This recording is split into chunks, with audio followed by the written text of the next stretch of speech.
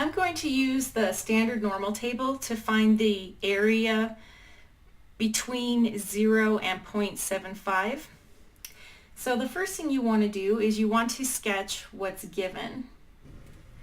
So since I'm working with standard normal, I want to draw a bell curve, something reasonably bell curved, and put 0 in the middle. And this would be a between case, so I'm starting at 0 and I'm stopping at 0.75. So that would be probably about right here. Okay. So I want to shade between. So this is the area or the probability that I'm going to find.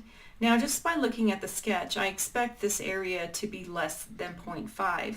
If I had shaded the entire upper half, that would be equal to 0.5. So shading less than that will yield a probability less than 0.5. Now, if you have a textbook that has a 0 to Z table, you could use that. It's kind of a shortcut table.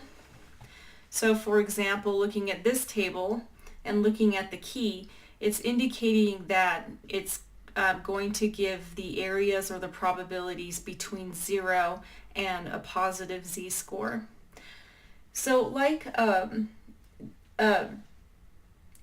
standard normal table that reads from negative infinity up to Z, you have your units and tenth place down the first column, and then the hundredths place across the top, and the area or the probability is inside the table.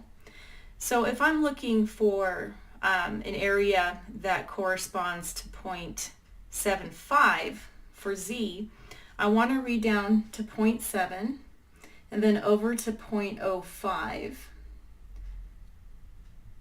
A little tricky. Okay, so 0.2734 will be the area or the probability. Let me just double check that because I just lost it. 0.2734. Okay, if you wanted to, you could use the standard normal table, okay, that reads from 0 up to Z. Okay, because Z is positive, I want to be looking at the page that corresponds to a Z-score above 0. Now you'll see from this key here that the area is shaded completely to the left, going down to negative infinity. But all I'm concerned with for my example is from 0 to Z, so this piece right here.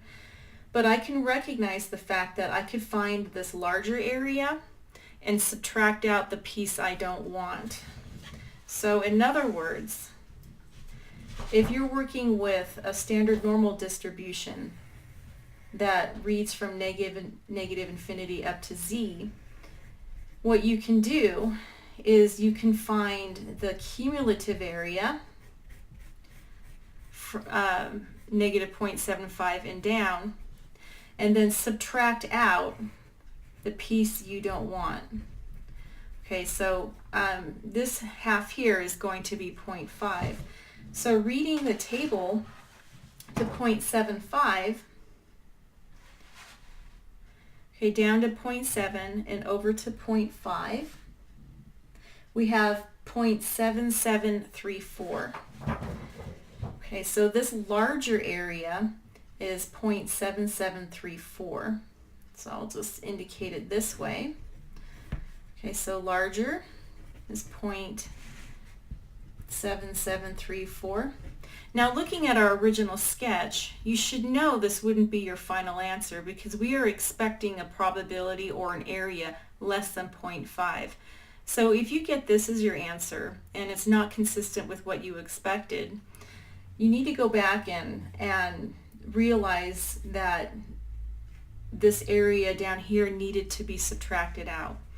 So taking 0.7734 and subtracting 0.5, because that's the lower half of this bell curve, we're going to end up with 0.2734, which is the same thing as we got when we used the 0 to Z table.